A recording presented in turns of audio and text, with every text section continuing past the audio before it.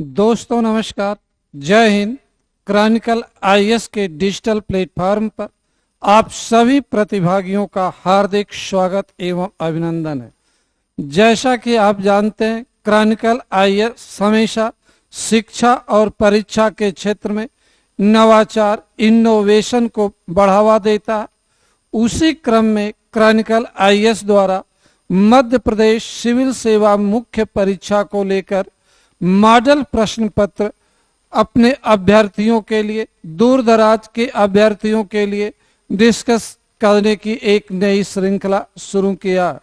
उसी क्रम में आज हम मध्य प्रदेश सिविल सेवा मुख्य परीक्षा के प्रश्न पत्र 3 जो अर्थव्यवस्था, इकोनॉमी, सांख्यिकी, मध्य प्रदेश की अर्थव्यवस्था एवं विज्ञान एवं प्रौद्योगिकी से संबंधित है, उसके बारे में कुछ हम आपसे मॉडल प्रश्न पत्र डिस्कस करने जा रहे हैं। जैसा कि आप जानते हो, पिछले वर्ष मध्य प्रदेश लोक सेवा आयोग द्वारा मुख्य परीक्षा के प्रश्नों के प्रारूप में बदलाव किया गया। प्रश्न 3 प्रकार के पूछे जा रहे हैं: अति लघुत्तरी, लघुत्तरी और दीर्घ उत्तरी प्रश्न। 15 प्रश्न अति लघुत्तरी पूछे जाते हैं, जिनको अधिकतम 20 से 30 शब्दों में आपको लिखना। तो अभी हम आपके साथ लघुत्तरी, अति लघुत्तरी प्रश्न डिस्कस करने जा रहे हैं, जिनमें टोटल 15 प्रश्न हैं, जिसके लिए आदर्श शब्द सीमा 20 शब्दों का एमपी लोक सेवा आयोग द्वारा निर्धारण किया गया है। आज उसी श्रृंखला में हम आपके साथ 15 लघु उत्तरी, अति लघु उत्तरी प्रश्न डिस्कस करेंगे। यह सभी प्रश्न अर्थव्यवस्था और सांख्यिकी से, जैसा कि आप स्क्रीन पर देख रहे हैं, पहला प्रश्न हमारा है गिग अर्थव्यवस्था क्या है। दूसरा प्रश्न है विस्तारवादी राजकोषीय नीति क्या है और इसका उद्देश्य क्या। 1 बाय 1 करके हम एक एक प्रश्न डिस्कस करेंगे। अभी हम आपके साथ डिस्कस करने जा रहे हैं पहला प्रश्न, गिग अर्थव्यवस्था। गिग अर्थव्यवस्था क्या है, इसको हम डिस्कस करने जा रहे हैं। हमारा फर्स्ट प्रश्न है गिग अर्थव्यवस्था क्या है, इसके बारे में देखिए। गिग अर्थव्यवस्था का एक नया प्रारूप है, जहां पर संविदा आधारित कार्यों को बढ़ावा दिया जाता है, फ्रीलांसिंग वर्क को बढ़ावा दिया जाता है, योग्यता आधारित कार्यों को बढ़ावा दिया जाता है। वर्तमान परिप्रेक्ष्य में गिग अर्थव्यवस्था को सरकारें प्रमोट कर रही हैं। आपसे पूछा जा रहा है प्रश्न में कि गिग अर्थव्यवस्था क्या है, तो आपका उत्तर होना चाहिए गिग अर्थव्यवस्था का एक नया प्रारूप है, जिसके अंतर्गत संविदा आधारित आर्थिक गतिविधियों को बढ़ावा दिया जा रहा है। गिग अर्थव्यवस्था में योग्यता आधारित कार्यों को संविदा के माध्यम से पूरा किया जाता है। गिग अर्थव्यवस्था में कार्य की सुनिश्चितता एवं अस्थायित्व तो हमेशा के लिए नहीं होता। यहाँ व्यक्ति एक निश्चित समय तक कहीं कार्य करता, कार्य पूरा हो जाता तो वह फ्री हो जाता, अन्यत्र कार्य करने के लिए स्वतंत्र हो जाता। गिग अर्थव्यवस्था में जॉब की सुरक्षा नहीं होती है, आर्थिक सुरक्षा नहीं होती है। गिग अर्थव्यवस्था में व्यक्ति एक से अधिक जगहों पर एक साथ कार्य कर सकता है। आफ्टर कोविड-19 गिग अर्थव्यवस्था को प्रोत्साहन मिला है। गिग अर्थव्यवस्था में जॉब की सुरक्षा नहीं होती है, आर्थिक सुरक्षा नहीं होती है। इसे देखते हुए सरकारों द्वारा गिग वर्कर को सामाजिक एवं भविष्य की आर्थिक सुरक्षा सुनिश्चित करने के लिए कदम भी उठाए जा रहे हैं। भारत में केंद्रीय बजट 2025-26 में यह प्रावधान किया गया कि गिग वर्कर्स को सामाजिक एवं आर्थिक सुरक्षा के दायरे में लाया जाएगा। तो गिग अर्थव्यवस्था का एक नया प्रारूप है जहां संविदा आधारित कार्यों को, गतिविधियों को बढ़ावा दिया जाता है। यहाँ जॉब की सुनिश्चितता एवं निश्चितता नहीं होती है, परंतु योग्यता के आधार पर व्यक्ति एक से अधिक जगहों पर एक समय में कार्य कर सकता है। अब हम आते हैं नेक्स्ट प्रश्न पर, जो हमारा दूसरा प्रश्न है, विस्तारवादी राजकोषीय नीति क्या है और इसका उद्देश्य क्या होता है। यह बहुत एक अच्छा प्रश्न है, खूबसूरत प्रश्न है। इस पर दीर्घ उत्तरी प्रश्न भी पूछा जा सकता है, लघु उत्तरी प्रश्न भी पूछा जा सकता है। तो अब हम आते राजकोषीय नीति और फिजिकल पॉलिसी। यहाँ पर जो प्रश्न हमारा है उसमें केवल राजकोषीय नीति की बात नहीं की गई है, राजकोषीय नीति के एक प्रकार की बात की गई है। विस्तारवादी राजकोषीय नीति क्या होती है इसके बारे में पूछा गया और इसका उद्देश्य पूछा गया। सबसे पहले आप समझिए राजकोषीय नीति क्या होती है, उसके बाद हम आएंगे विस्तारवादी राजकोषीय नीति पर, फिर हम राजकोषीय नीति का उद्देश्य बताएंगे। आप यही कहना कि राजकोषीय नीति एक विशेष प्रकार की आर्थिक नीति होती है जिसके माध्यम से सरकारों द्वारा अपनी आर्थिक गतिविधियों का नियमन एवं नियंत्रण किया जाता। राजकोषीय नीति सार्वजनिक व्यय, करारोपण और सार्वजनिक नियमन से संबंधित होती है। राजकोषीय नीति के अंतर्गत सरकार अपने सार्वजनिक व्यय में वृद्धि करने, कमी करने, सार्वजनिक व्यय को तार्किक बनाने, युक्ति संगत बनाने, सार्वजनिक व्यय के माध्यम से सार्वजनिक व्यय को कैसे युक्ति संगत बनाकर अधिक से अधिक आउटपुट प्राप्त किया जा, जरूरत पड़ने पर सार्वजनिक व्यय की पूर्ति के लिए ऋण कहां से प्राप्त किया जा और ऋण का नियमन कैसे किया जा, सरकार की प्राप्तियां, सरकार के आय के स्रोत क्या है, सरकार कैसे करारोपण करे, कहां से कर में वृद्धि करे, कैसे कर प्रणाली को युक्त संगत बनाए, इन सब पहलुओं पर विचार किया जाता।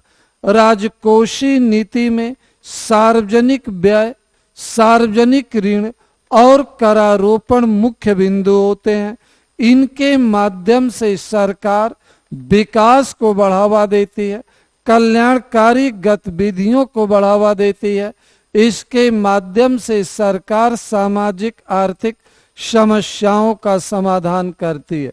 तो राजकोषीय नीति का संबंध जो होता है सार्वजनिक व्यय, सार्वजनिक ऋण,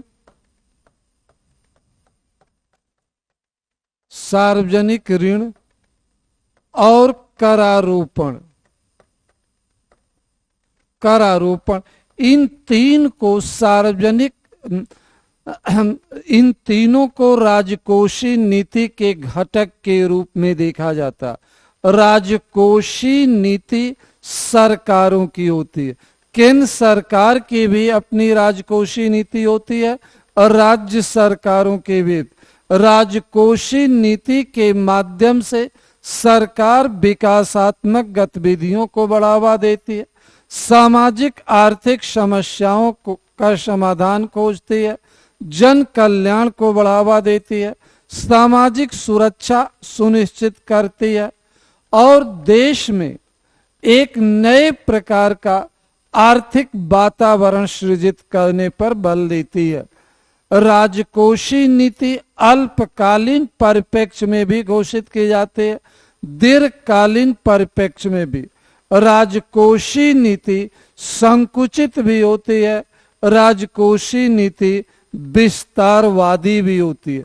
तो जो आपका प्रश्न है, प्रश्न में पूछा गया है कि विस्तारवादी राजकोषीय नीति क्या है और इसका उद्देश्य क्या है, इसके बारे में हमें यहाँ पर डिस्कस करना है।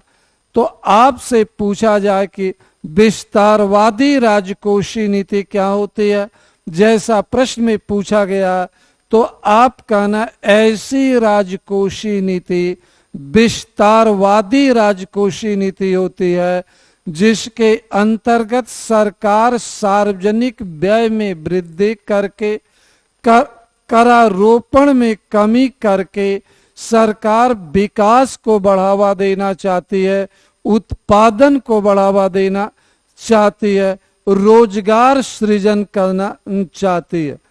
तो विस्तारवादी नीति में, विस्तारवादी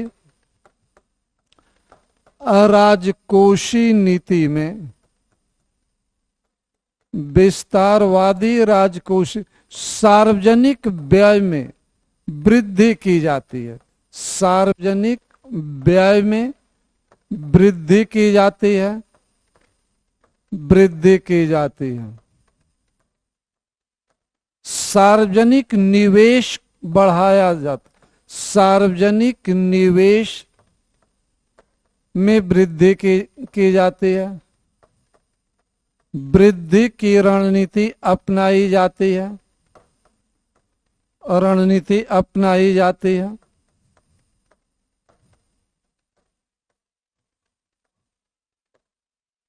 करों की दरों में कमी की जाती है, दरों में कमी की जाती है।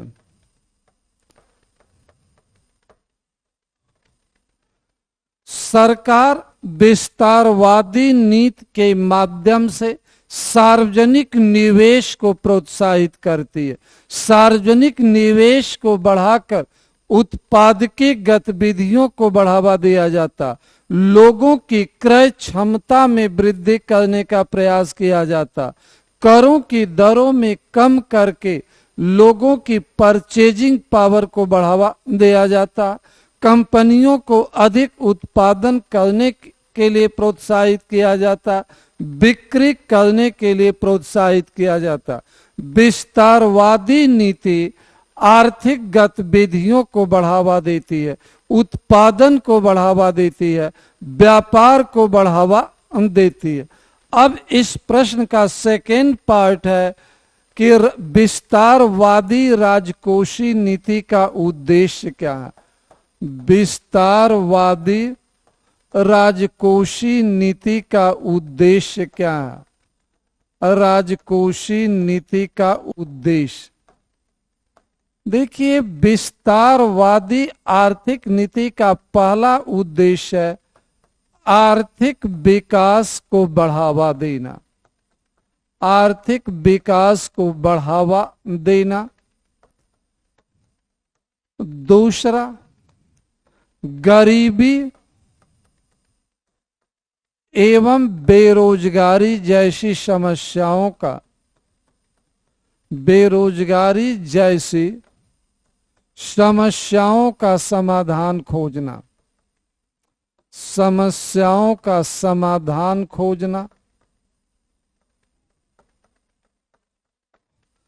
तीसरा पॉइंट है मंदी की समस्या का समाधान खोजना, मंदी की समस्या का समाधान खोजना, मंदी की समस्या। विस्तारवादी नीति का पहला मेन ऑब्जेक्टिव है आर्थिक विकास को बढ़ावा देना। जब तक निवेश में वृद्धि नहीं होगी, आर्थिक विकास नहीं होगा। सरकार चाहती है कि हम सार्वजनिक व्यय में वृद्धि करें, निवेश में वृद्धि करें, जिससे कि आर्थिक गतिविधियों को बढ़ावा मिले, उत्पादन को बढ़ावा मिले, रोजगार सृजन को बढ़ावा मिले। जब तक उत्पादन को प्रोत्साहन नहीं मिलेगा, उत्पादन में वृद्धि नहीं होगी। व्यापार और उत्पादन में वृद्धि नहीं होगी तो व्यापार नहीं बढ़ेगा। जब तक उत्पादन और व्यापार नहीं बढ़ेगा तब तक बेरोजगारी की समस्या कम नहीं होगी, गरीबी की समस्या कम नहीं होगी। तो इसलिए सरकार सार्वजनिक निवेश को बढ़ा करके गरीबी एवं बेरोजगारी की समस्या का समाधान खोजना, अर्थव्यवस्था में मंदी न आए इसके लिए भी जरूरी होता मांग उत्पन्न करना, डिमांड क्रिएट करना जरूरी है। तो डिमांड क्रिएट करने के लिए लोगों के पास क्रय शक्ति होनी चाहिए। लोगों के पास क्रय शक्ति हो, इसके लिए जरूरी है कि लोगों के पास रोजगार हो। रोजगार उत्पन्न हो, इसके लिए जरूरी है कि निवेश में वृद्धि किया जाए। तो मंदी के दिनों में सरकार आगे आकर के बैटिंग करती है, निवेश करती है, सार्वजनिक व्यय में वृद्धि करती है और निजी क्षेत्र को भी प्रोत्साहित करती है। तो विस्तारवादी नीति के माध्यम से सरकार खुद फ्रंट पर आकर खेलती है, निवेश को बढ़ावा देती है। साथ में सरकार जो होती है कहीं न कहीं जो होती है निजी क्षेत्र को भी अट्रैक्ट करती है। विस्तारवादी नीति में संतुलित विकास को बढ़ावा देने पर बल दिया जाता है। विकास को बढ़ावा देने पर बल दिया जाता है, बढ़ावा देने पर बल दिया जाता है।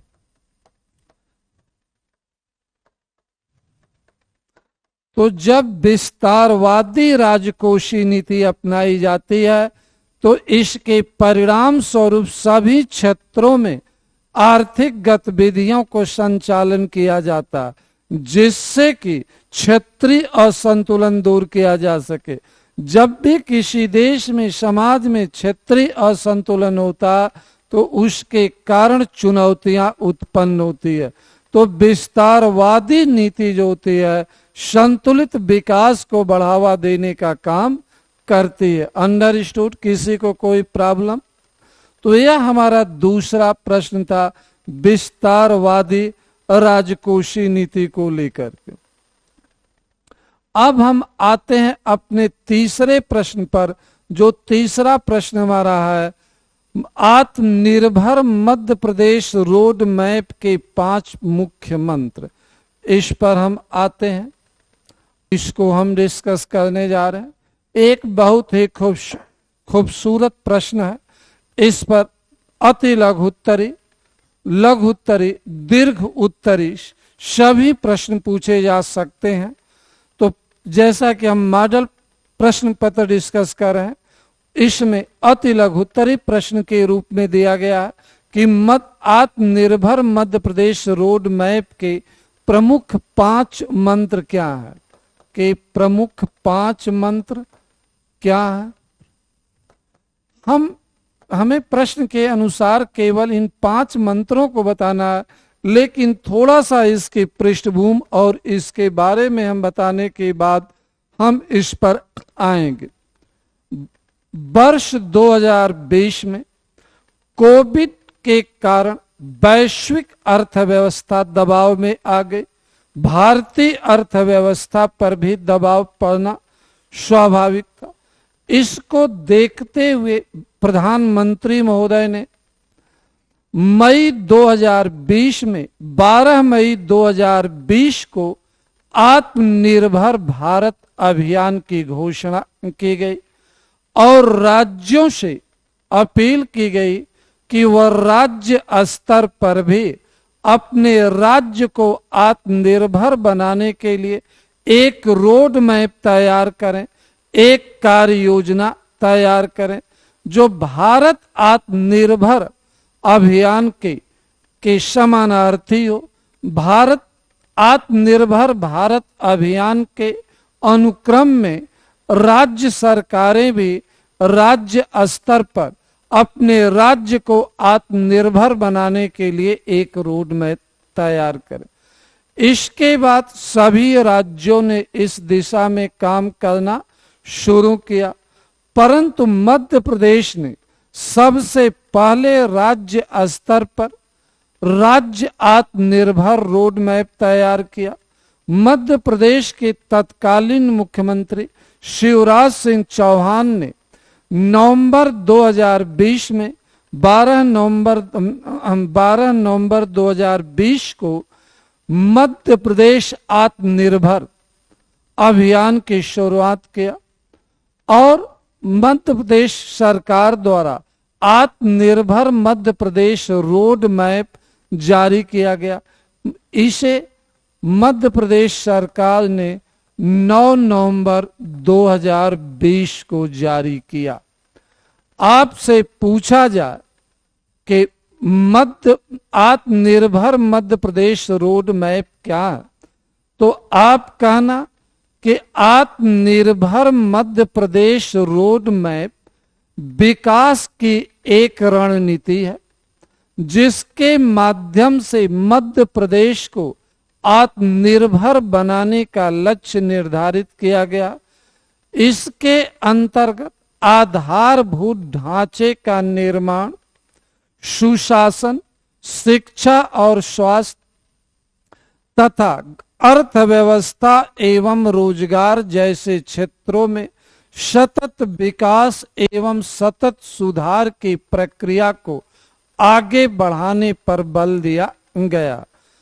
आत्मनिर्भर मध्य प्रदेश रोड मैप एक लक्षित कार्यक्रम है जिसके माध्यम से मध्य प्रदेश के सामाजिक आर्थिक विकास को बढ़ावा देने, मध्य प्रदेश की सामाजिक आर्थिक समस्याओं में समाधान खोजने, मध्य प्रदेश के लोगों के जीवन स्तर में सुधार लाने, मध्य प्रदेश के लोगों को सशक्त बनाने और मध्य प्रदेश के लोगों में सहकारिता का भाव उत्पन्न करने पर बल दिया गया। आपसे यह भी पूछा जा सकता है कि आत्मनिर्भर मध्य प्रदेश रोड मैप के स्तंभ क्या है। जब स्तंभ आपसे पूछा जा तो आप कहना कि इसके मुख्यतया 4 स्तंभ है। पहला आधारिक संरचना का विकास, आधारिक संरचना का विकास। दूसरा इसका सुशासन। तीसरा शिक्षा एवं स्वास्थ्य, शिक्षा एवं स्वास्थ्य। चौथा आपका है अर्थव्यवस्था एवं रोजगार, अर्थव्यवस्था एवं रोजगार। यह 4 इसके स्तंभ है। कहा गया कि आर्थिक संरचना का मध्य प्रदेश में परिवहन क्षेत्र का विकास करना, मध्य प्रदेश में बिजली का विकास करना, संचार का विकास करना, मध्य प्रदेश में विकास के लिए जो आवश्यक दशाएं हैं उनकी उपलब्धता सुनिश्चित करना। आधारिक सुशासन की शासन प्रशासन को जवाबदेह बनाना, संवेदनशील बनाना, त्वरित रिस्पॉन्सिव बनाना जैसे विषयों पर यहाँ पर फोकस किया गया। शिक्षा सबके लिए उपलब्ध होनी चाहिए।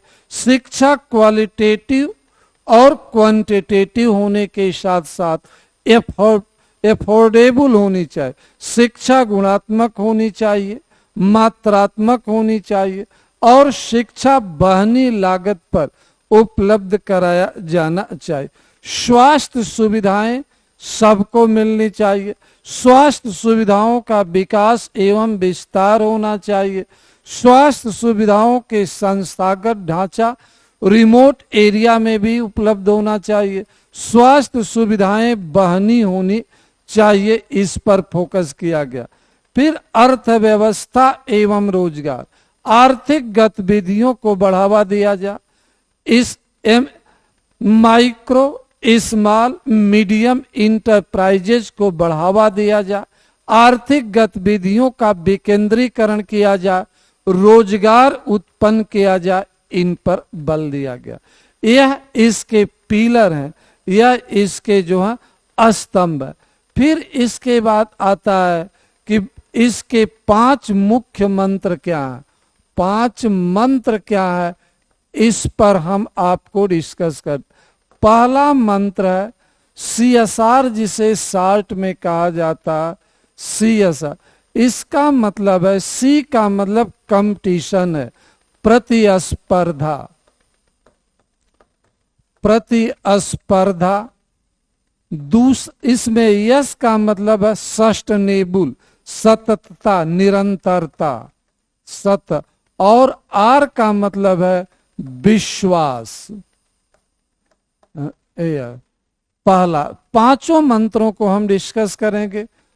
दूसरा हमारा है एक जिला एक उत्पाद।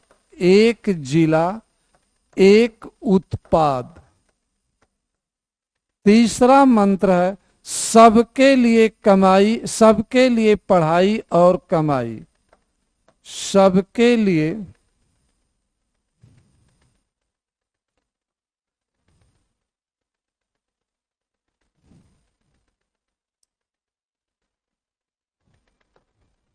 सबके लिए पढ़ाई और कमाई, यह हमारा तीसरा है।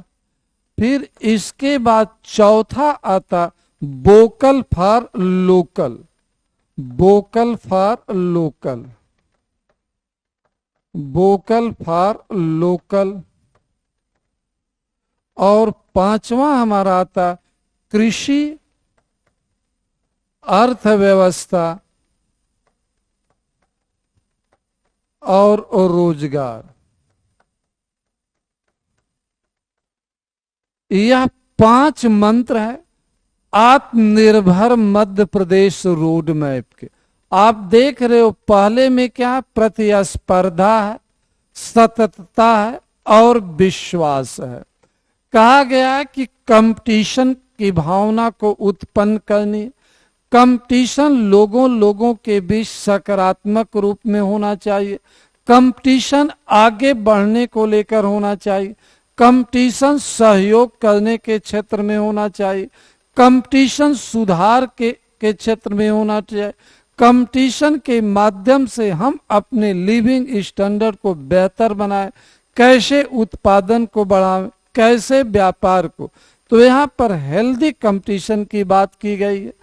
और हमारा प्रयास, विकास की प्रक्रिया सस्टेनेबल होनी चाहिए।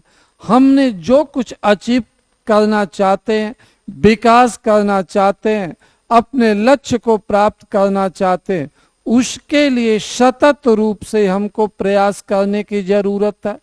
उसमें एक निरंतरता होनी चाहिए। क्रिकेट की भाषा में कहें तो स्ट्राइक हमेशा रोटेट होनी चाहिए, कोई भी डॉट बॉल नहीं जानी चाहिए। तो यहाँ पर भी कहा गया है कि विकास की प्रक्रिया में सततता होनी चाहिए, निरंतरता होनी और विश्वास होना चाहिए। हमें अपने सिस्टम में विश्वास करने की जरूरत है, हमें अपने ऊपर विश्वास करने की जरूरत है, हमें एक सकारात्मक सोच के साथ आगे बढ़ने की जरूरत।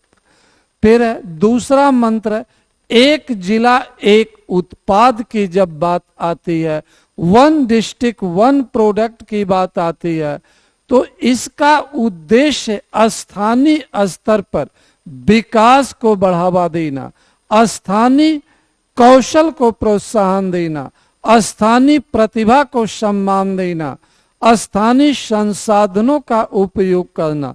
तो प्रत्येक जिले की अपनी एक आर्थिक विशेषता होती है, एक सामाजिक विशेषता होती है, प्रत्येक जिले की अपनी एक संस्कृति होती है, प्रत्येक जिले में संसाधनों की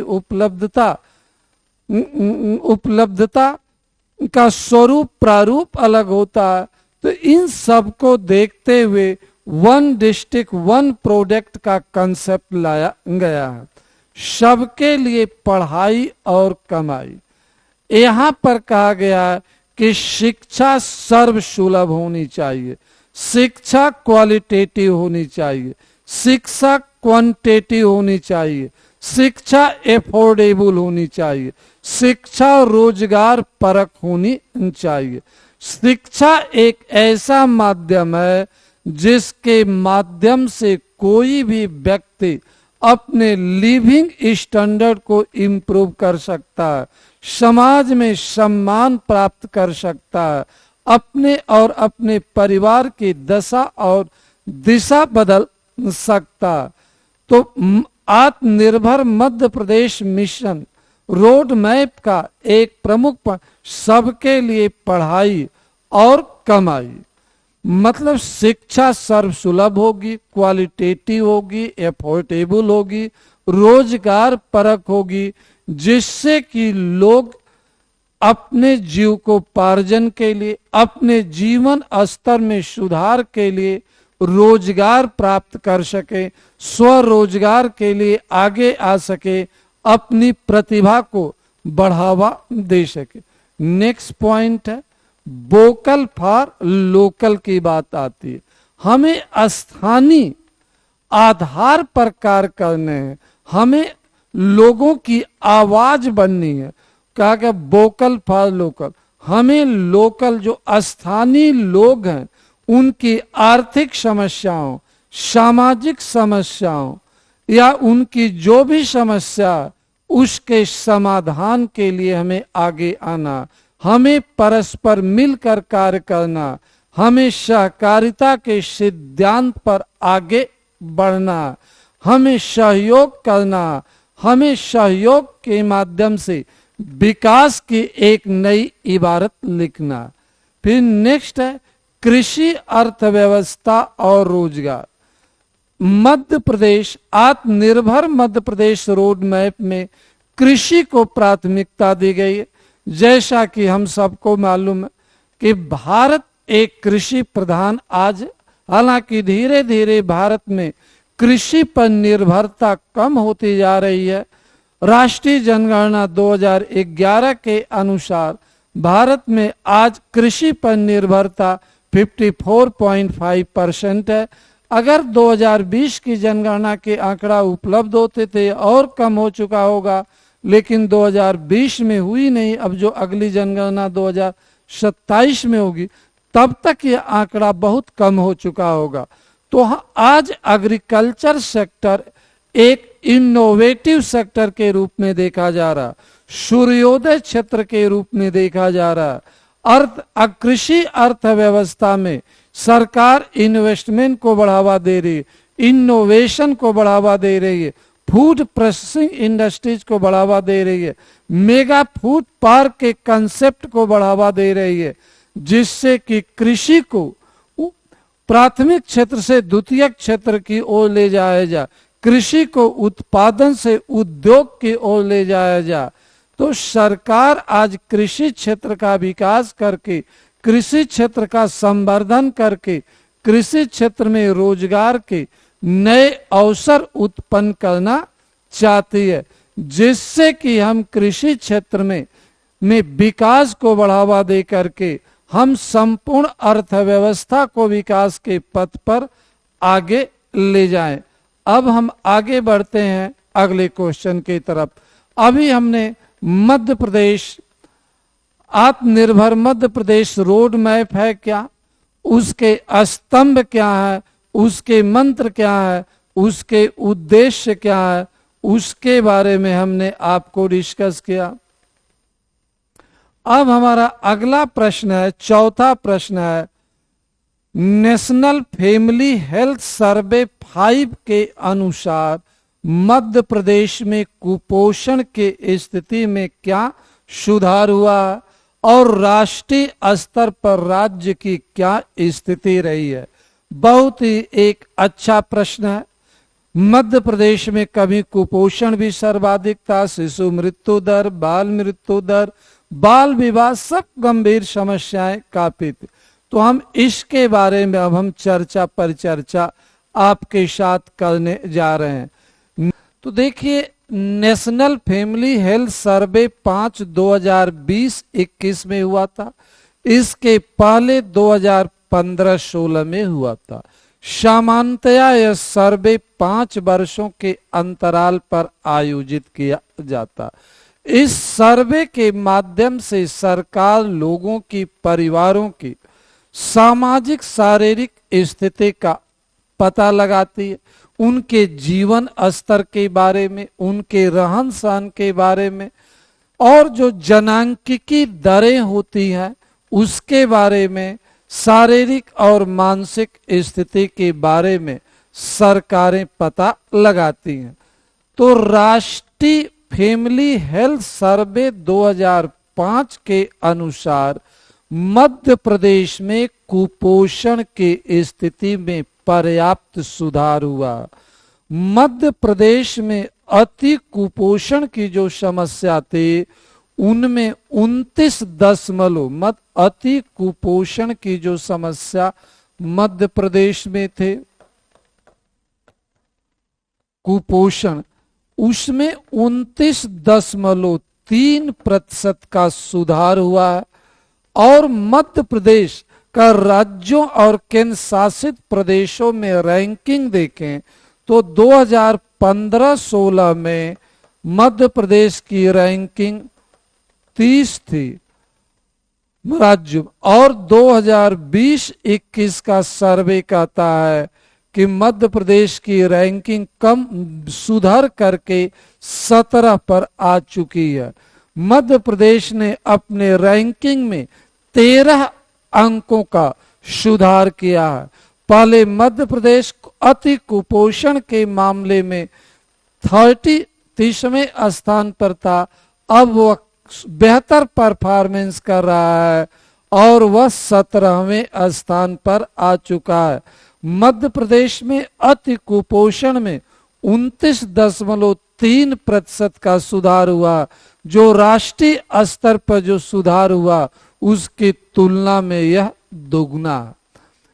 तो मध्य प्रदेश ने कुपोषण के क्षेत्र में बेहतर परफॉर्मेंस किया, शानदार परफॉर्मेंस किया, सुधार की दिशा में वह आगे बढ़ा। जब हम कुपोषण की बात करते हैं तो 3 बिंदुओं पर फोकस करते हैं। दुबलापन, बच्चा कमजोर पैदा हो रहा, लोग कमजोर हैं। तीसरा पहला दुबलापन, फिर कम वजन, अंडर वेट की प्रॉब्लम होती है, फिर इसके बाद होता है ठिगनापन, कम लंबाई के लोगों का होना। तो जहां तक दुबलापन की बात है तो दुबलापन में भी दुबलापन, देखो जब व्यक्ति को पर्याप्त भोजन नहीं मिलता, पोषण नहीं मिलता, तो उसका शारीरिक और मानसिक विकास नहीं होता। कुपोषण बच्चों में भी होता है और कुपोषण वयस्क लोगों में भी होता। पर्याप्त पोषण के अभाव में व्यक्ति शारीरिक रूप से दुबला और कमजोर होता। भारत में कुपोषण का प्रमुख कारण प्रोटीन की कमी मानी जाती है और भारत में प्रोटीन का प्रमुख स्रोत दालें मानी गई हैं। दाल के उत्पादन में भारत आत्मनिर्भर नहीं है और लोगों में दाल खाने की आदत भी कम पाए देखने को मिलती है। तो वर्तमान में सरकार प्रोटीन युक्त पोषण की उपलब्धता और उपभोग को बढ़ावा दे रही है। सरकार मछली पालन को, डेयरी उद्योग को, मुर्गी पालन को, दालों के उत्पादन को बढ़ावा दे रही है। तो धीरे धीरे मध्य प्रदेश कुपोषण की जो पहले गंभीर स्थिति थी उस पर वह विजय प्राप्त कर रहा। दुबलापन के संदर्भ में मध्य प्रदेश में जो सुधार देखने को मिला है, दुबलापन के संदर्भ में 24% का सुधार हुआ है, जबकि राष्ट्रीय स्तर पर 8% का सुधार हुआ। दुबलापन में 24 नहीं 26% का सुधार हुआ है। दुबलापन में जो है सुधार 26% का हुआ, 26% से भी थोड़ा अधिक हुआ, जबकि राष्ट्रीय स्तर पर 8% का सुधार हुआ है। यह राष्ट्रीय स्तर की बात करते हैं 8%, और मध्य प्रदेश की बात करते हैं तो 26% का सुधार हुआ।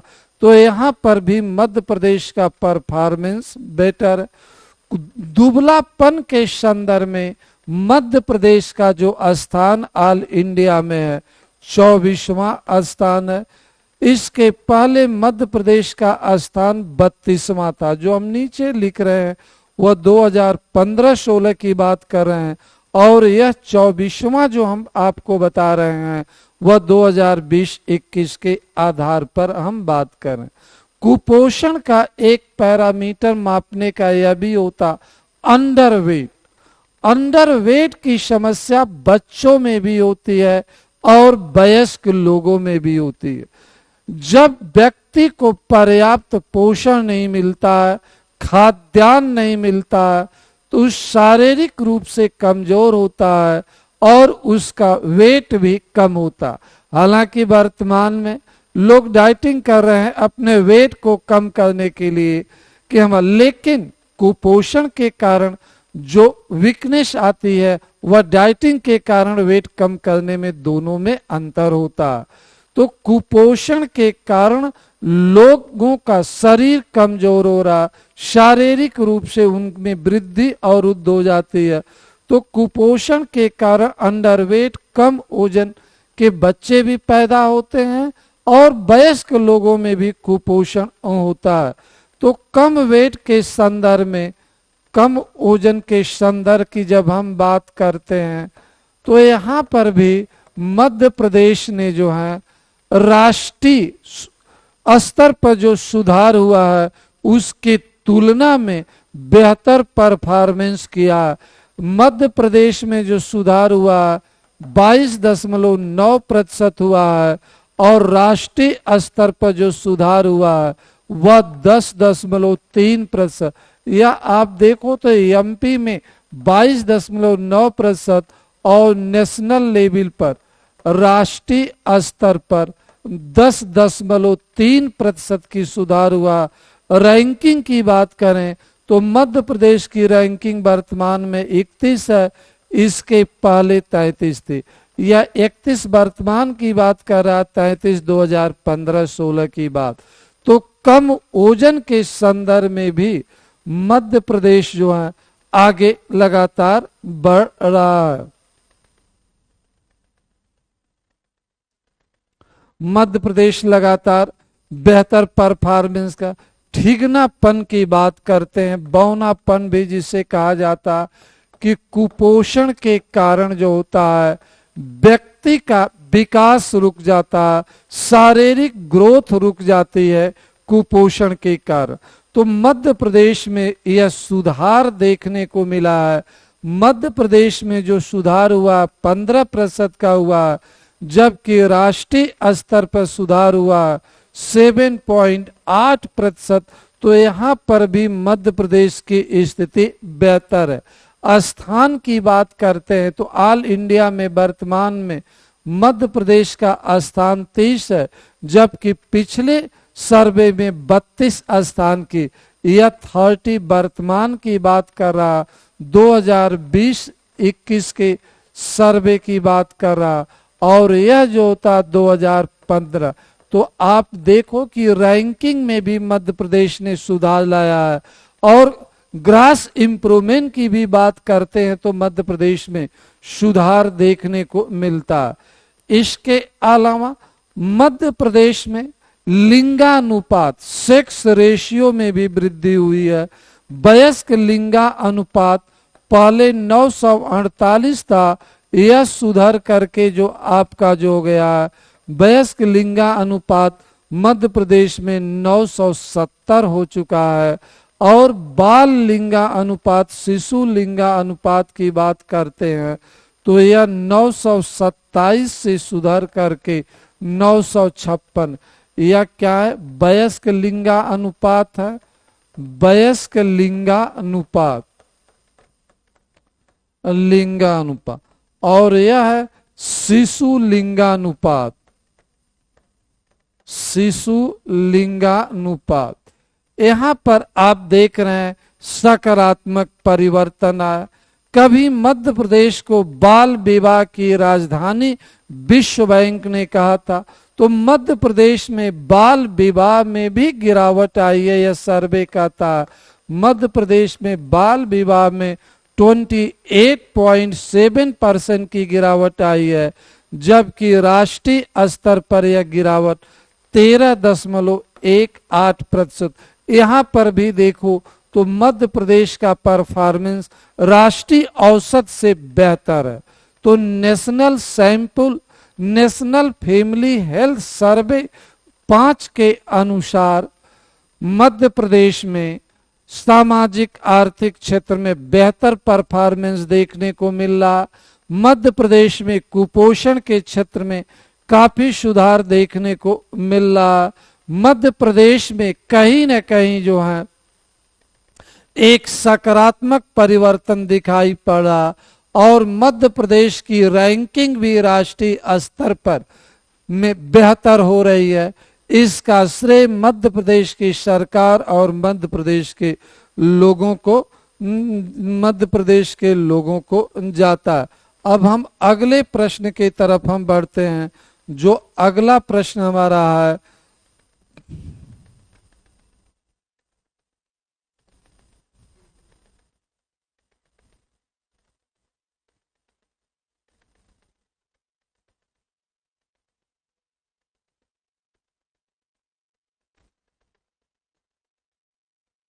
अब अगला 5वां प्रश्न हमारा है, सांख्यिकी से संबंधित हमारा प्रश्न है कि बालिश एवं रॉबर्ट्स के अनुसार समंक क्या है, यह किस रूप में व्यक्त होते हैं।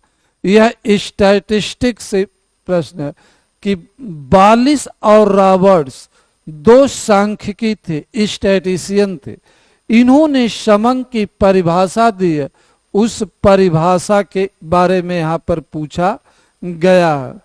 बालिश एंड रॉबर्ट्स के अनुसार, बालिश और रॉबर्ट्स के अनुसार,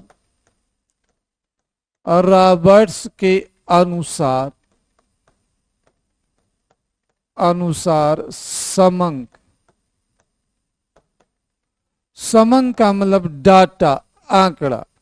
देखिए समंक जो होते हैं वह सांख्यिकी तथ्यों से संबंधित होते हैं। विभिन्न विषयों के संदर्भ में अंकों के माध्यम से आंकड़ा उपलब्ध कराते हैं। समंक प्राइमरी भी होते हैं, सेकेंडरी भी होते हैं। तो अभी हम इस पर चर्चा न करके, अभी समंक की अनेक परिभाषाएं हैं, उनमें से एक परिभाषा, प्रमुख परिभाषा बालिश एवं रॉबर्ट्स द्वारा दी गई है। इस पर हम परिचर्चा करेंगे। तो बालिश और रॉबर्ट्स के अनुसार समंक सांख्यिकी तथ्यों के मात्रात्मक पहलुओं का संख्यात्मक विवरण। समंक क्या है? अगर आपसे प्रश्न में पूछा जा गया समंक क्या, तो आप यही कहना कि समंक सांख्यिकी तथ्यों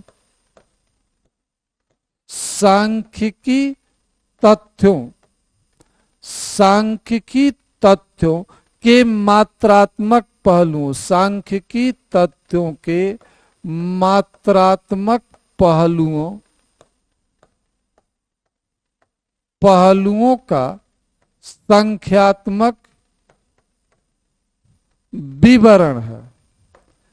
क्या है? संख्यात्मक विवरण है, जो मदों की गिनती एवं माप के लिए प्रयुक्त होता है। जो मदों की गिनती और माप के लिए व्यक्त किया जाता, माप के लिए व्यक्त किया जाता। हमने क्या समंक, क्या समंक सांख्यिकी तथ्यों के मात्रात्मक पहलुओं का संख्यात्मक विवरण है। सांख्यिकी तथ्य अनेक विषयों से संबंध हो सकते हैं। जैसे हम कहें सिविल सेवा प्रारंभिक परीक्षा में सांख्यिकी विषय से तैयारी करने वाले छात्र, यह भी एक सांख्यिकी तथ्य। या मध्य प्रदेश में बाल मृत्यु दर से संबंधित तथ्य, यह भी सांख्यिकी तथ्य है। जब इन तथ्यों के मात्रात्मक पहलुओं को अंकों के माध्यम से संख्यात्मक रूप में प्रस्तुत किया जाता है तो इसे समंक कहा जाता। समंक जो होते हैं विभिन्न मदों की गिनती को, संख्या को व्यक्त करते हैं। हम कहें कि 2015 में यूपीएससी में इकोनॉमिक्स से क्वालिफाइड करने वाले छात्र 15 थे, तो कितने छात्र क्वालिफाइड किए? 15 छात्र। तो यह संख्यात्मक विवरण है। यह समंक विभिन्न विषयों की माप करता। समंक प्राइमरी भी होता, समंक सेकेंडरी। प्रश्न में आपसे इतना ही पूछा गया कि बालिश और रॉबर्ट्स के अनुसार समंक से क्या आशय और इनको किस रूपों में व्यक्त किया जाता। तो समंक मदों की गिनती या माप के रूप में व्यक्त किए जाते हैं। माप के रूप में व्यक्त। अगला प्रश्न हमारा साधन लागत क्या होती है? बहुत ही अच्छा प्रश्न है, इकोनॉमिक्स से जुड़ा हुआ प्रश्न है, इकोनॉमिक्स का प्रश्न है। साधन लागत क्या होती है? साधन लागत क्या होती है? साधन लागत क्या होती है? यह हमारा प्रश्न है। साधन लागत क्या होती है? What is factor cost? देखो, जब हम किसी भी वस्तु का उत्पादन करते हैं तो उत्पादन करने में जो लागत आती है, उस उत्पादन के संसाधनों की जो लागत आती है, उसे साधन लागत कहा जाता। सामान्यतया उत्पादन के 4 साधन माने जाते। उत्पादन के साधन की जब बात आती है तो अर्थशास्त्र में 4 साधन माने गए। भूमि, मजदूर, पूंजी, उद्यमी। इनकी जो लागत आएगी किसी वस्तु को बनाने में, उनके योग को साधन। भूमि का रिटर्न जो होता है किराया या लगान होता है, किराया या लगान। मजदूर का जो लागत होती है उसे मजदूरी के रूप में हमने कहा कि पहला भूमि है, दूसरा मजदूर है, तीसरा पूंजी है। तो मजदूर वेतन या मजदूरी के लिए काम करता है। पूंजीपति ब्याज, बैंक पैसा ब्याज के लिए। उद्यमी जो होते हैं वह लाभ कमाने के लिए लगाते हैं। तो साधन लागत जो होती है उत्पादन के साधनों की कीमत होती है। जब हम राष्ट्रीय आय निकालते हैं तो कहते हैं साधन लागत पर राष्ट्रीय आय। जब हम साधन लागत पर राष्ट्रीय आय निकालते हैं तो यही कहते हैं लगान प्लस वेतन प्लस ब्याज प्लस लाभ। तो कहा जाता है कि जब उत्पादन के साधनों को, किसी राष्ट्रीय उत्पादन के साधनों को आर्थिक गतिविधि में लगाया जाता है तो उनको मिलने वाले प्रतिफल का योग क्या कहलाता है? राष्ट्रीय आय। तो राष्ट्रीय आय बराबर लगान प्लस वेतन प्लस ब्याज प्लस लाभ होता है। क्लियर? तो प्रश्न क्या? साधन लागत क्या हो? तो आप यही कहना किसी वस्तु के उत्पादन करने में जिन जिन साधनों का प्रयोग किया जाता है उनकी लागत का योग साधन लागत कहलाती है। राष्ट्रीय आय, साधन लागत और बाजार कीमत दोनों पर आकलित की जाती है। तो यह एक प्रश्न हमारा था। अब हम नेक्स्ट प्रश्न की तरफ आते हैं। अगला प्रश्न हमारा है, राष्ट्रीय मुद्रा कोष की स्थापना कब हुई, कहां हुई और किसके प्रस्ताव पर हुई, इसका मुख्यालय क्या है? राष्ट्रीय अंतर्राष्ट्रीय मुद्रा कोष IMF। देखिए IMF की स्थापना जो होती है 27 दिसंबर 1945 को होती है, ब्रेटन वुड प्रस्ताव के आधार पर। प्रस्ताव कहां से? ब्रेटन वुड्स जो सम्मेलन हुआ था, उस सम्मेलन में जो निर्णय लिया गया उसके आधार, ब्रेटन वुड्स प्रस्ताव के आधार पर होती है। और पूछा गया इसकी स्थापना कहां होती है? वाशिंगटन में। वाशिंगटन में इसका मुख्यालय वाशिंगटन में। द्वितीय विश्व युद्ध के बाद वैश्विक अर्थव्यवस्था के पुनर्निर्माण के लिए वैश्विक स्तर पर सदस्य देशों में मौद्रिक सहयोग को बढ़ावा देने के लिए, व्यापार में वृद्धि करने के लिए अनेक बिंदुओं पर विचार किया गया। ब्रेटन वुड्स सम्मेलन जो 1944 में संपन्न हुआ, उसमें 3 संस्थाओं IMF, IBRD और ITO की स्थापना पर विचार किया गया। ब्रेटन वुड्स अमेरिका का एक शहर है जहां पर द्वितीय मौद्रिक सम्मेलन हुआ था। इस द्वितीय मौद्रिक सम्मेलन में 3 संस्थाओं की स्थापना IMF, IBRD, international bank of reconstruction and development, जिसे विश्व बैंक कहा जाता है व्यवहारिक तौर पर, और ITO, इंटरनेशनल ट्रेड ऑर्गेनाइजेशन की स्थापना पर विचार किया गया। लेकिन इनमें से केवल 2 की स्थापना IMF और वर्ल्ड बैंक जिसे IBRD की स्थापना 27 दिसंबर 1945 को होती है।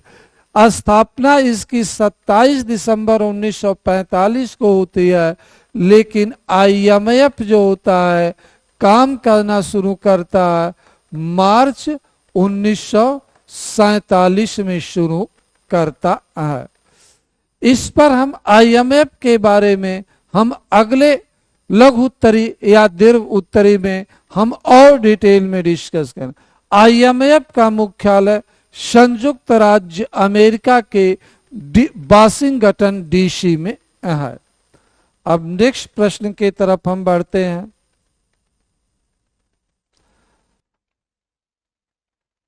अब हम डिस्कस करने जा रहे हैं क्वेश्चन नंबर 8। चिन्नौर चावल किस जिले में उत्पादित होता है, इसकी विशेषता क्या है? चिन्नौर चावल मध्य प्रदेश के बालाघाट जिले में उत्पादित होता है।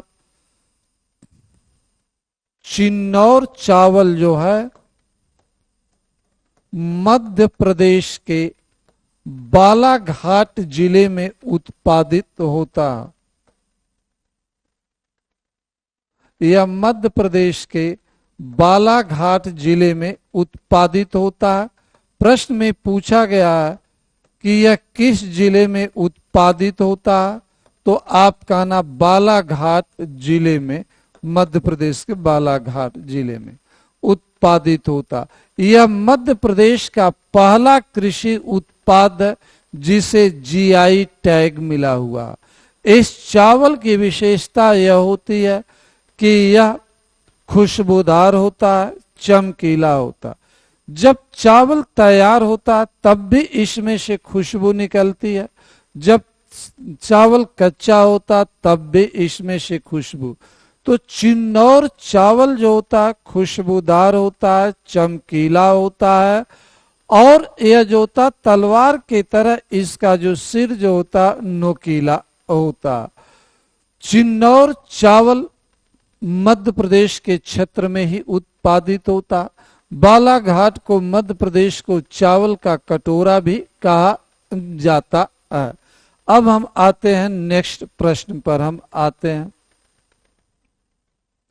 अगला हमारा प्रश्न है, पूंजीगत प्राप्तियां क्या है, इनके प्रमुख स्रोत क्या। बहुत ही अच्छा प्रश्न है यह, इस पर हम आते हैं। कैपिटल रिसिप्ट, पूंजीगत प्राप्तियां, पूंजीगत प्राप्तियां। देखो, जब हम बजट प्रस्तुत करते हैं, किसी भी देश की बजट होती है तो उसके दो भाग होते हैं, सार्वजनिक प्राप्तियां, सार्वजनिक प्राप्तियां और सार्वजनिक व्यय। सार्वजनिक व्यय, सार्वजनिक व्यय के दो भाग होते हैं, राजस्व प्राप्तियां, प्राप्तियां और दूसरा पूंजीगत प्राप्तियां, पूंजीगत प्राप्ति। इस हमारा प्रश्न जो है इसी को लेकर है। तो पूंजीगत प्राप्तियां क्या होती हैं और इसके प्रमुख स्रोत क्या है। तो आपका ना सार्वजनिक प्राप्तियों का वह भाग पूंजीगत प्राप्तियां कहलाता है, जिससे या तो सरकार की लायबिलिटीज में वृद्धि होती है या सरकार के संपत्ति में कमी होती है। पूंजीगत प्राप्तियों ऐसी प्राप्तियां होती है जिससे सरकार की लायबिलिटीज में या तो कमी होती है, सरकार की लायबिलिटीज बढ़ती है और सरकार के एसेट में कमी। तो पूंजीगत प्राप्तियां सार्वजनिक प्राप्तियों का हिस्सा। सार्वजनिक प्राप्तियों का मतलब सरकार को मिलने वाला धन सार्वजनिक प्राप्तियां कहलाता है। सरकार को मिलने वाला धन सार्वजनिक प्राप्तियां कहलाता। सार्वजनिक प्राप्तियों के दो भाग हैं, राजस्व प्राप्तियां और पूंजीगत प्राप्तियां। तो प्रश्न पूंजीगत प्राप्तियों से रिलेटेड है कि पूंजीगत प्राप्तियां क्या है। तो आप कहना ऐसी प्राप्तियां पूंजीगत प्राप्तियां कहलाती हैं जिससे सरकार की लायबिलिटीज देयता में वृद्धि होती है या संपत्ति में कमी आती। अगर इसके हम स्रोत बताएं तो हम कहें ऋण क्या है, पूंजीगत प्राप्तियों का स्रोत है। विनिवेश से प्राप्त धन क्या है, पूंजीगत प्राप्तियों का। चाहे ऋण हम आंतरिक बाजार से ले रहे हो, चाहे ऋण हम घरेलू बाजार से ले रहे हो, जब हम ऋण लेते हैं तो इसके कारण हमारी लायबिलिटीज बढ़ जाती है, हमारी देनदारी बढ़ जाती है। लिए गए ऋण पर हमें भविष्य में ब्याज भी देना पड़ता है। लिए गए ऋण पर हमें भविष्य में ब्याज भी देना पड़ता और हमारी देनदारी बढ़ती है। तो ऋण पूंजीगत प्राप्तियों का एक स्रोत। दूसरा विनिवेश, डिसइन्वेस्टमेंट। डिसइन्वेस्टमेंट का अर्थ होता है जब सरकार द्वारा अपनी संपत्ति को बेचा जाता है तो इसे विनिवेश कहते हैं।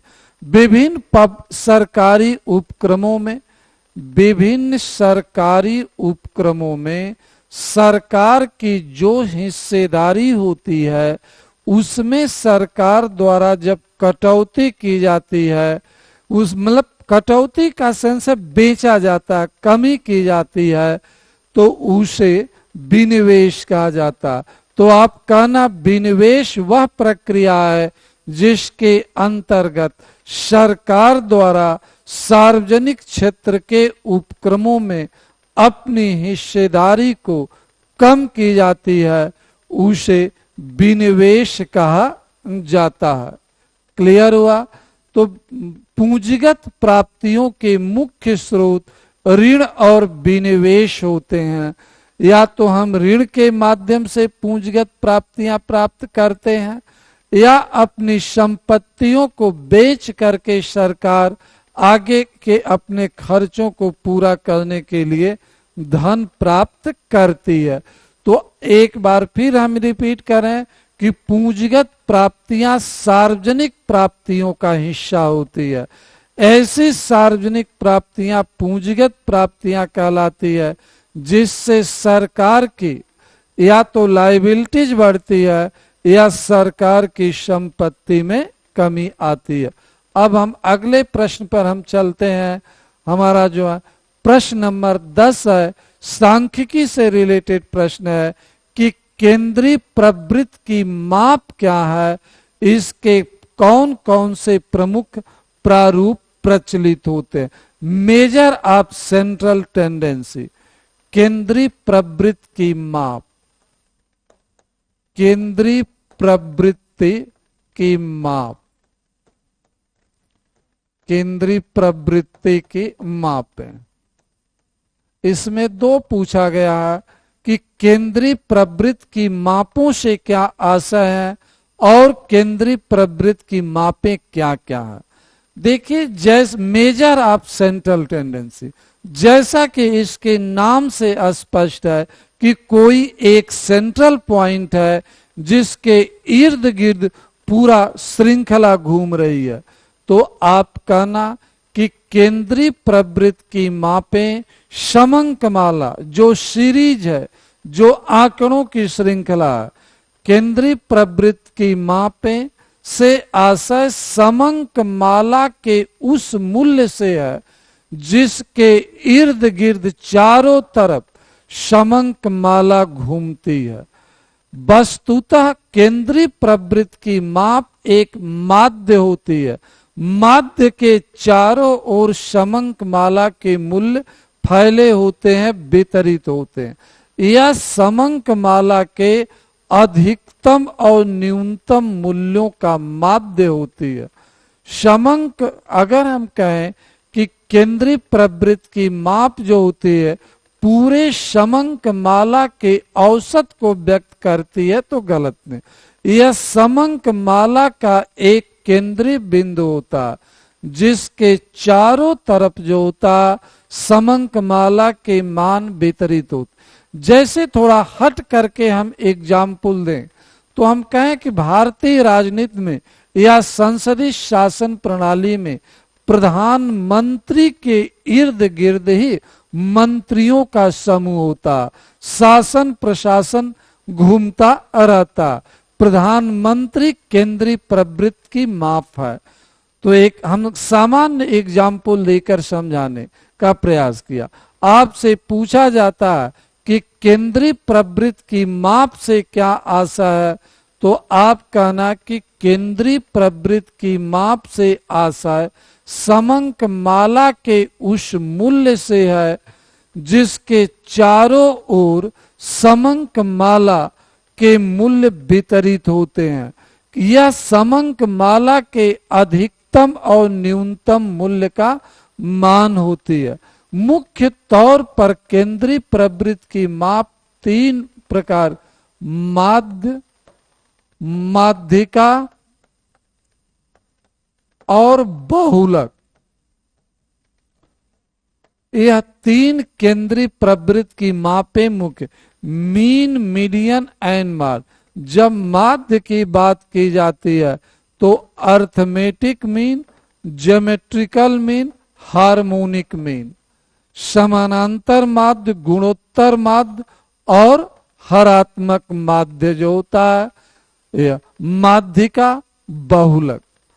तो हमने कहा केंद्रीय प्रवृत्ति की जो माप होती है मुख्यतया तीन होती है, माध्य, माध्यिका और बहुलक। एएम, जीएम एंड एएचएम जो होती है। क्लियर हुआ? तो यह केंद्रीय। अब हम चलते हैं अगले क्वेश्चन की तरफ। हमारा जो क्वेश्चन नंबर हमारा जो 11th है, इसके बारे में हम आपके चर्चा जो एग्रीकल्चर इकोनॉमिक्स से संबंधित है कि ज्वार की प्रमुख कृषि विशेषताएं क्या। देखो, ज्वार एक खाद्यान्न भी है और पशुओं के लिए चारा के रूप में भी प्रयोग किया जाता है। ज्वार क्या है? एक खाद्यान्न फसल भी है,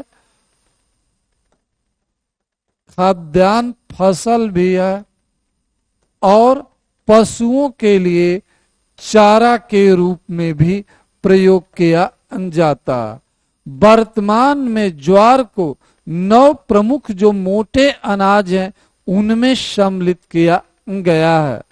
खाद्यान्न की ज्वार की बुआई इसकी जो होती है, ज्वार की बुआई जो होती है जून जुलाई महीने में सामान्यतया होती है, जून जुलाई महीने में होती है। यह पशुओं के चारे के रूप में भी प्रयोग की जाती है वर्षा के दिनों में, और यह खाद्यान्न फसल के रूप में। इसकी खेती कम वर्षा वाले क्षेत्रों में की जाती है। इसकी खेती ऐसे भूमि में की जाती है जहां पानी लगने की संभावना कम हो। अगर बरसात होती भी है तो तुरंत पानी निकल जाए, ऐसी भूमि में की। इसको सिंचाई की बहुत ही कम आवश्यकता पड़ती है। वर्षा के दिनों में यह बोई जाती है, तैयार होती है, वर्षा के पानी से ही इसका काम चल जाता है। यह शुष्क मिट्टी में उगाई जाती है जहां कम पानी की आवश्यकता होती है। तो भारत में ज्वार को, वर्तमान में ज्वार के उत्पादन को भारत सरकार द्वारा प्रमोट किया जा रहा। तो इसी अनुक्रम में मध्य प्रदेश सरकार, अन्य राज्य सरकारें भी ज्वार के उत्पादन को बढ़ावा देना चाह रही है। ज्वार को पशु चारा के रूप में प्रयोग में लाने के लिए लोगों को प्रोत्साहित किया जा रहा है। ज्वार का उत्पादन, उत्पादकता अलग अलग क्षेत्रों में अलग अलग है, एक समान नहीं है। अब हम आते हैं अपने नेक्स्ट प्रश्न पर।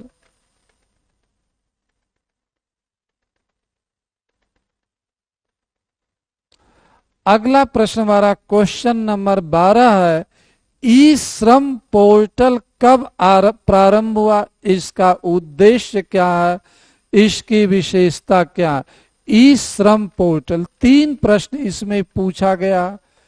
ई श्रम पोर्टल के बारे में प्रश्न में 3 प्रश्न आपसे पूछा गया।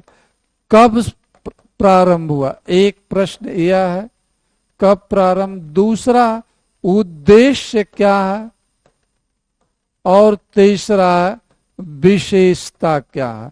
यह 3 प्रश्न जो है यहां पर पूछा गया। देखो, ई श्रम पोर्टल की शुरुआत होती है अगस्त 2021 में होती है। 26 अगस्त 2021 को ई पोर्टल, ई श्रम पोर्टल की शुरुआत होती है। भारत सरकार का एक यह इनिशिएटिव है। इसका उद्देश्य असंगठित क्षेत्र के जो अनऑर्गेनाइज सेक्टर के श्रमिक हैं उनका डाटाबेस तैयार करना। इसका उद्देश्य क्या है, असंगठित क्षेत्र के श्रमिकों, असंगठित क्षेत्र के श्रमिकों का डाटाबेस तैयार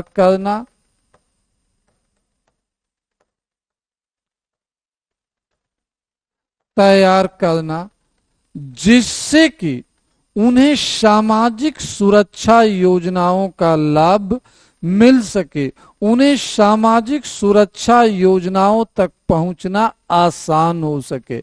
आपसे पूछा जा, ई श्रमिक पोर्टल, ई श्रम पोर्टल का उद्देश्य क्या है, तो आप यही कहना कि असंगठित क्षेत्र के श्रमिकों के बारे में डाटा तैयार करना है, डाटा एकत्र करना है, उनकी समग्र जानकारी एकत्र करना, जिससे असंगठित क्षेत्र के श्रमिकों को सामाजिक सुरक्षा योजनाओं का लाभ प्राप्त हो सके असंगठित क्षेत्र के श्रमिक जो है सरकारी योजनाओं तक आसानी से पहुंच सके, यह उसका उद्देश्य।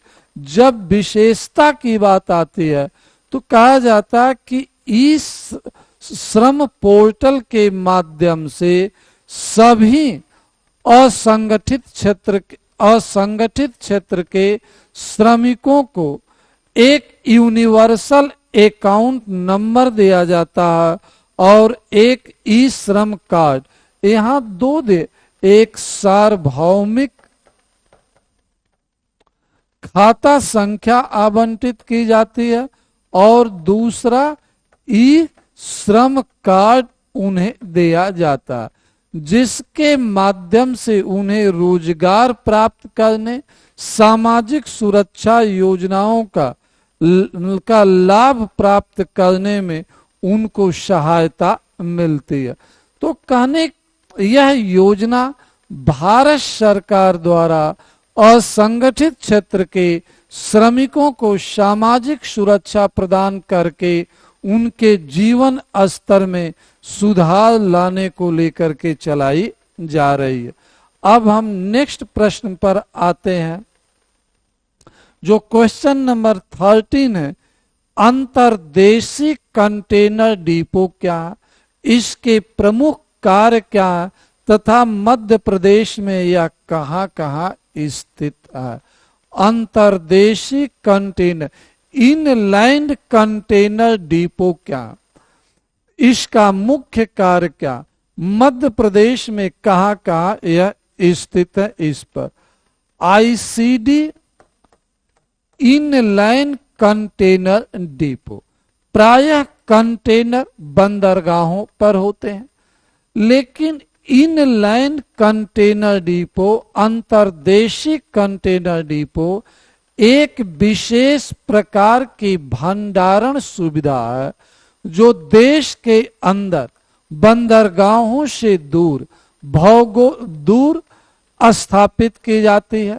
आप यही कहना कि अंतर्देशीय कंटेनर डिपो देश के अंदर स्थापित एक विशेष प्रकार की सुविधा जहां भंडारण सुविधा उपलब्ध कराई जाती है। यहाँ चाहे खाली कंटेनर हो या भरे हुए कंटेनर हो, उनके रख रखाव एवं प्रबंधन की सुविधा उपलब्ध कराई जाती है। यह देश में लॉजिस्टिक सुविधा उपलब्ध कराने का काम करता। यह देश के अन्य क्षेत्रों को बंदरगाहों से जोड़ने का काम करता। तो आपसे पूछा जाए आईएसडी क्या है, तो आप कहना कि आईएसडी एक विशेष प्रकार की भंडारण सुविधा है जो देश के अंदर विभिन्न क्षेत्रों में स्थापित की जाती है, जहां खाली कंटेनर और भरे हुए कंटेनर का रख रखाव किया जाता है, प्रबंधन किया जाता है।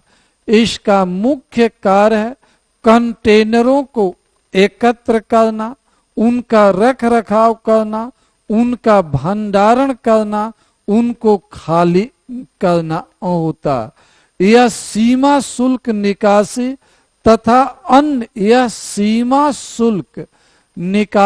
तथा अन्य रसद सेवाओं में भी मदद करता है। आईएसडी वैश्विक आपूर्ति श्रृंखला को भी बनाए रखने में मदद करता। यह देश के अन्य क्षेत्रों को बंदरगाहों से जोड़ने का काम करता।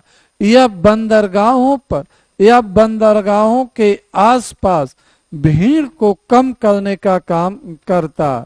यह अंतर्देशीय व्यापार को बंदरगाहों तक पहुंचाने का काम करता। इस प्रश्न में पूछा गया कि मध्य प्रदेश में अंतर्देशीय कंटेनर डिपो कहाँ।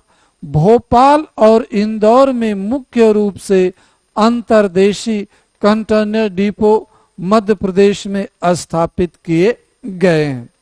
अब हम अगला क्वेश्चन की तरफ बढ़ते हैं, जो क्वेश्चन नंबर हमारा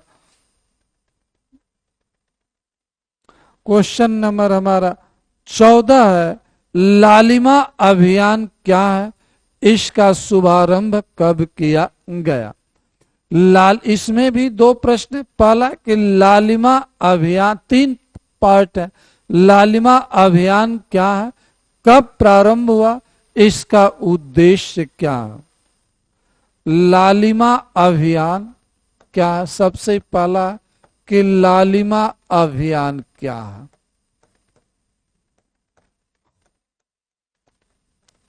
एक महत्व, लालिमा अभियान एक विशेष प्रकार का अभियान है जिसे मध्य प्रदेश सरकार द्वारा क्रियान्वित किया जा रहा है। यह मध्य प्रदेश सरकार का एक अभियान है जो एनीमिया से संबंधित है। आप लालिमा अभियान एनीमिया अर्थात खून की कमी से बच्चों, किशोरियों, महिलाओं, गर्भवती महिलाओं, स्तनपान कराने वाली महिलाओं में खून की कमी को दूर करने के संदर्भ में चलाया जा रहा। यह प्रजनन आयु की महिलाओं अर्थात जिनकी उम्र 15 वर्ष से 49 वर्ष की है, उन महिलाओं को बेहतर स्वास्थ्य उपलब्ध कराने, उनमें खून की कमी को नियंत्रित करने, उनको पोषण उपलब्ध कराने पर बल देता है। पोषण कराने पर बल, पोषण उपलब्ध कर। तो प्रश्न क्या था, लालिमा अभियान क्या है।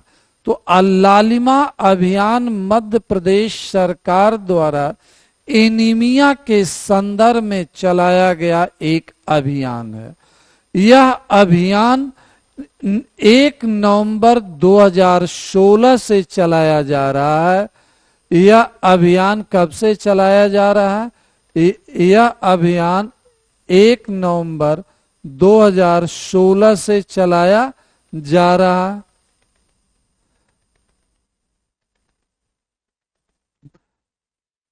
तो लालिमा अभियान जो है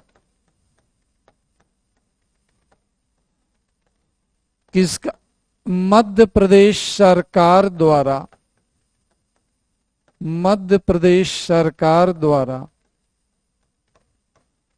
1 नवंबर 2016 से चलाया जा रहा।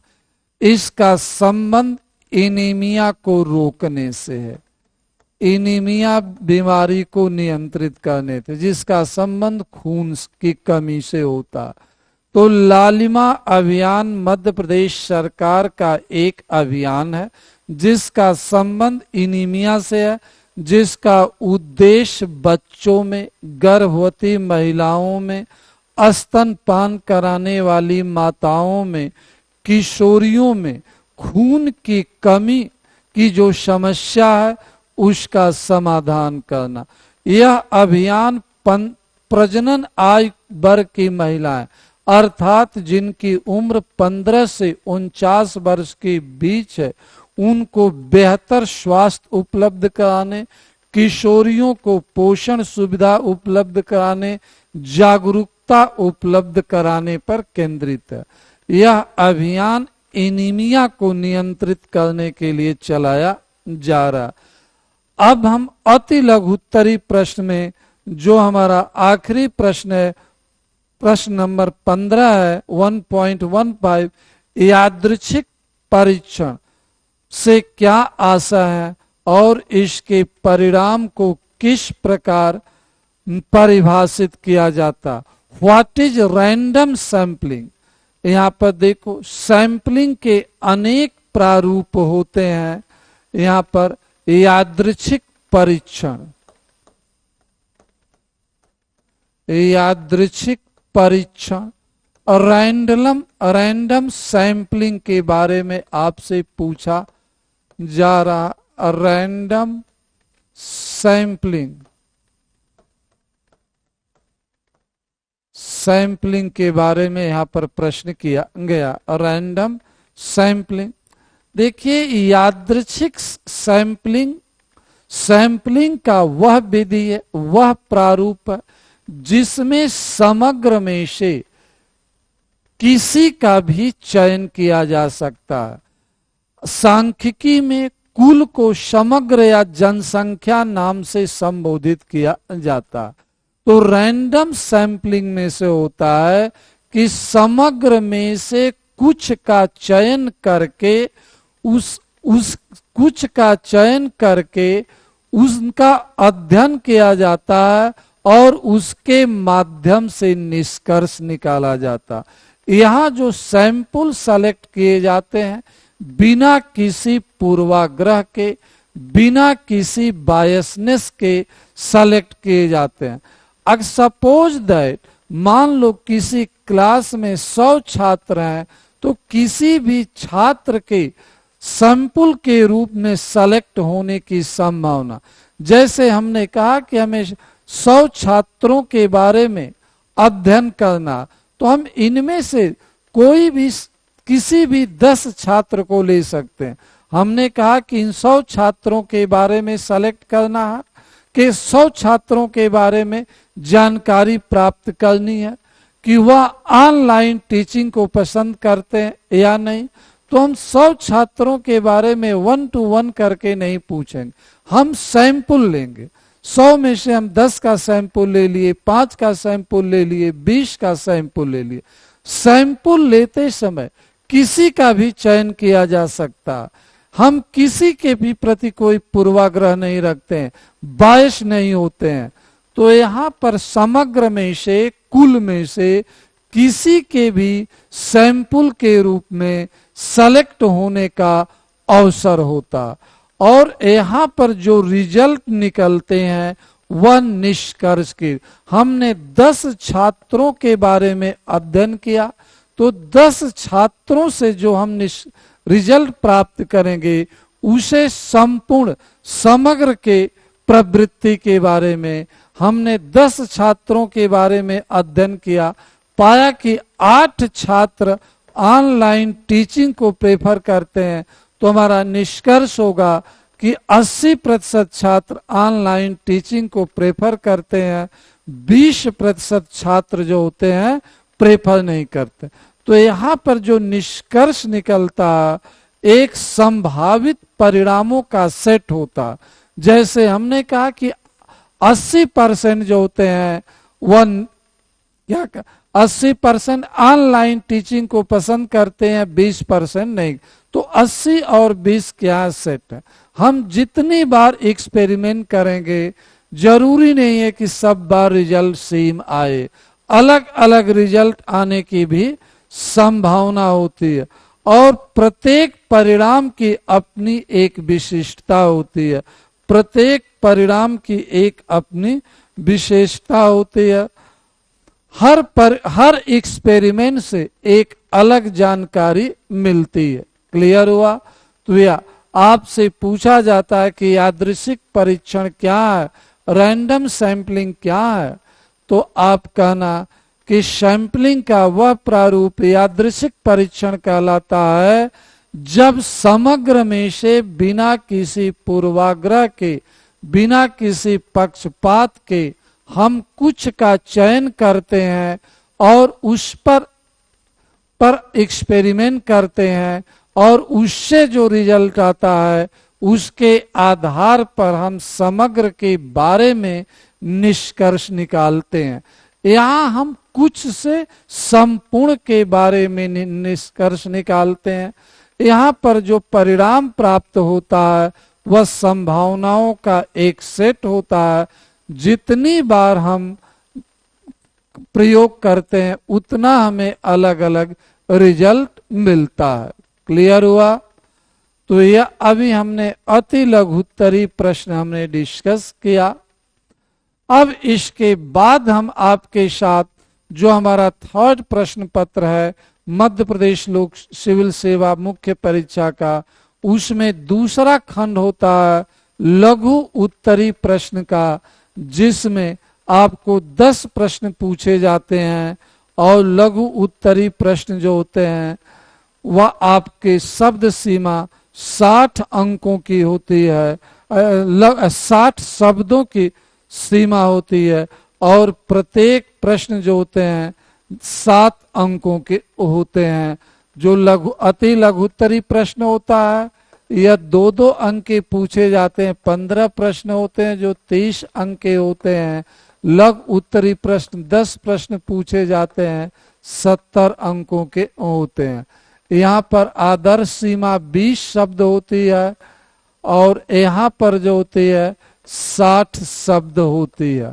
और दीर्घ उत्तरी प्रश्न जो होते हैं आपसे वह 5 पूछे जाते हैं और उन 5 प्रश्नों को 200 शब्दों में लिखना होता है जो 10 अंकों के होते। तो अभी हमने पहला खंड आपको पूरा किया, अब हम दूसरे खंड की तरफ बढ़ेंगे।